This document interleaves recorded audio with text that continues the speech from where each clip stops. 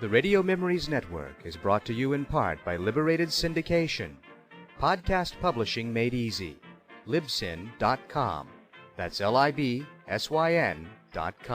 Now for this week's exciting episode of The Adventures of Superman. Up in the sky! Look! It's a bird! It's a plane! It's Superman! And now, Superman. As our story opens today, Clark Kent sits at his desk in the city room of his newspaper, putting the finishing touches on a follow-up story about the bursting of the great dam at Dyerville, a strange adventure in which Superman played a thrilling part. But already an even stranger adventure is at hand. Above the clatter of typewriters and news tickers, Kent hears the door of a private office open behind him. He half turns in his chair just as Jay Hamlin, assistant to Editor White, calls him by name. Hey there, Clark Kent. Right here. Come in here a minute. Close the door. This is something very special, Kent. And if Mr. White were here, I know that he'd want you to take it on. Oh, I don't think you know Miss Beechem, do you? No, I'm afraid I don't. Elsie, this is Clark Kent. How do you do, Mr. Kent? Delighted to know you, Miss Beechem. Sit down, Kent. Pay close attention. You've heard of Dr. George Haven Beechem, haven't you? Explorer, scientist, archaeologist? Oh, yes, indeed. Well, Elsie's his daughter. Oh. Yes, I've known her since she was an infant. And her father is one of my closest friends. Now, here's the situation. Something mysterious and unusual has happened to Dr. Beechem. But suppose you tell the story, Elsie, huh? It may sound a little silly to Mr. Kent. Oh, I'm sure it won't.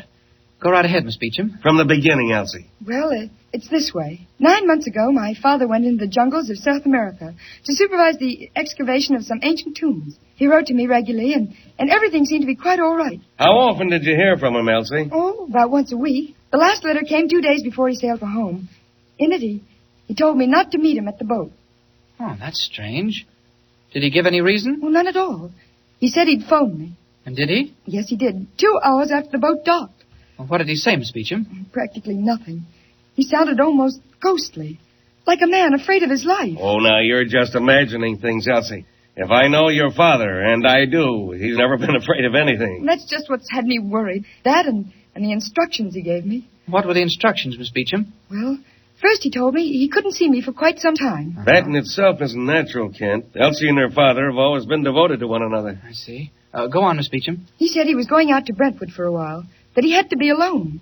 Did he say where in Brentwood, Miss Beechem? The stone house. But he wanted me not to try to communicate with him. He said he was quite well and that he'd brought back a native servant to look after him. A half-breed named Zingri. You did try to call him, though, didn't you? I waited until yesterday. Then I couldn't stand it any longer. You phoned? Yes. There was no answer. Oh. Well, that's queer.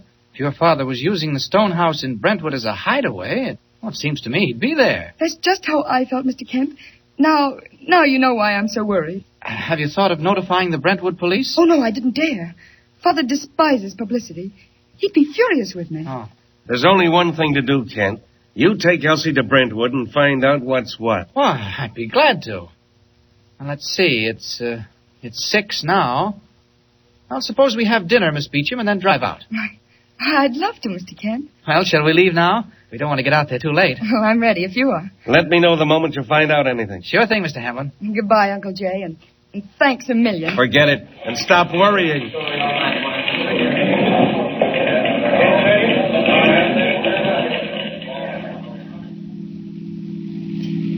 Oh, goodness. What a dreary-looking place. Is this Brentwood, Mr. Kent? This is Brentwood, all right, Miss Beechem. And I think that's Stonehouse, back of those trees and behind that iron fence. Well, if Dad's there, he certainly doesn't want callers. Why, it looks completely closed up. Yes, not a light anywhere. Oh, say, I guess we passed the gate. The gate? You know, leading into the grounds. Oh. Well, what are you getting out for? Where are you going, Mr. Kent? Well, I just thought I'd run back and see if the gates are open. Wait here a minute, will you? Well, don't leave me alone here too long, Mr. Kent. Don't worry, Miss Beechem. I'll be right back. I hope she doesn't try to follow me. Something about the look of this fence and gate I don't quite like. It's too carefully hidden away back of the shrubbery. Purposely hidden. I wonder why.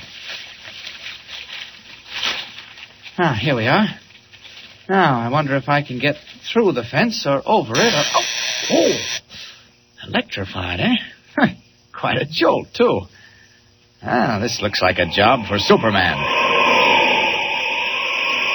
Pretty smart, shooting high-powered voltage through an iron fence, but not smart enough.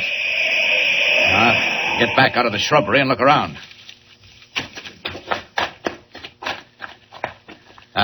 Here's the gate. That's probably electrified, too. Well, I'll just kick it in and drive the car right through. Nothing like arriving in style. Here goes. Hey, whoever built this gate certainly did want privacy. Well, he won't have it long. There, that does it. Now, back to Miss Beechem as Clark Kent.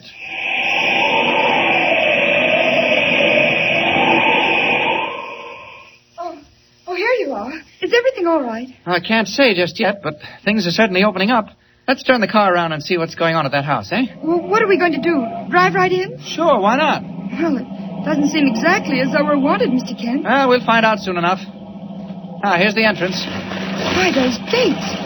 Did you say you just opened them? More or less. Why? They look like they were blown in a hurricane. Well, they were old and rusty, Miss Beechem. They just fell apart. Well, what are you stopping here on the driveway for? And why are you switching off the lights? Now, look here, Miss Beechem. I'm going to tell you quite frankly that we may run into trouble. Oh, Mr. Kent, what do you mean? Now, please, don't get hysterical. I won't, but... Miss Beechem, I want to go up to that house and have a look around before they know we're here. Mr. Kent, do you think anything's happened to my father? Now, Miss Beechem, honestly, I don't think anything, not yet. Then why all the secrecy? Why are you leaving me here and going to the house yourself? Oh, you must know more than you're telling me. Oh, believe me, I don't. It's just that your father and whoever else is with him in the house seem to want privacy, and they've tried to make sure of it. For some unknown reason, that privacy is vitally important to them. Oh, let me come with you. No, now, please. You just stay here and watch the car.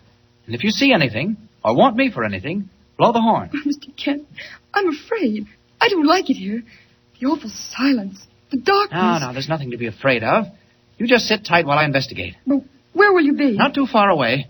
Remember now, if anything happens, just blow that horn and keep blowing. All right, Mr. Kent. But please hurry. Please hurry. Poor kid. She's frightened stiff. And little wonder. I don't like to leave her alone, but she can't be around when Superman's doing his stuff. And it looks like he has to. Well, I'll just climb up the side of Stonehouse a little way and see what's doing.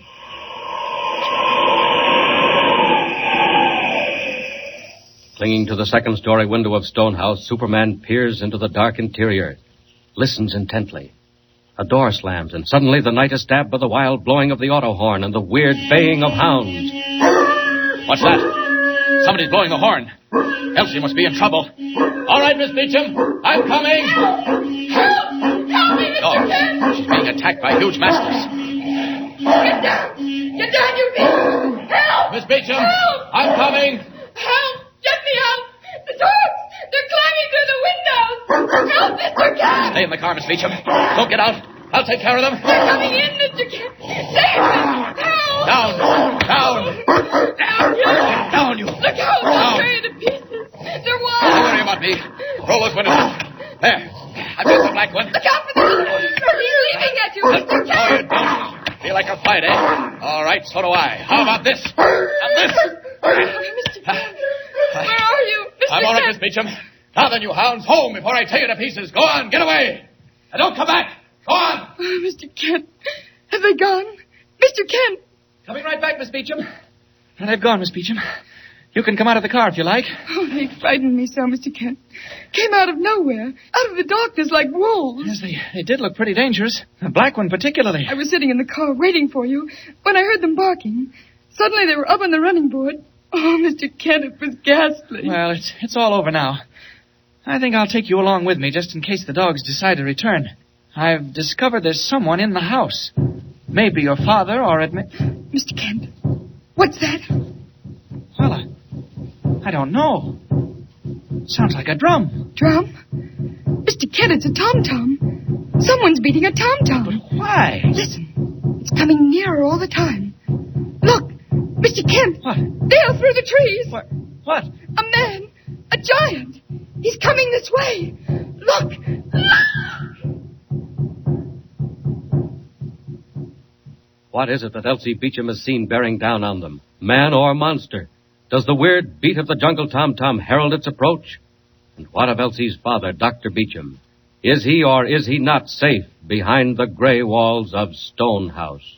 Tune in next time and follow the exciting story of Superman. Up in the sky! Look! It's a bird! It's a plane! It's Superman! Superman is a copyrighted feature appearing in Action Comics magazine.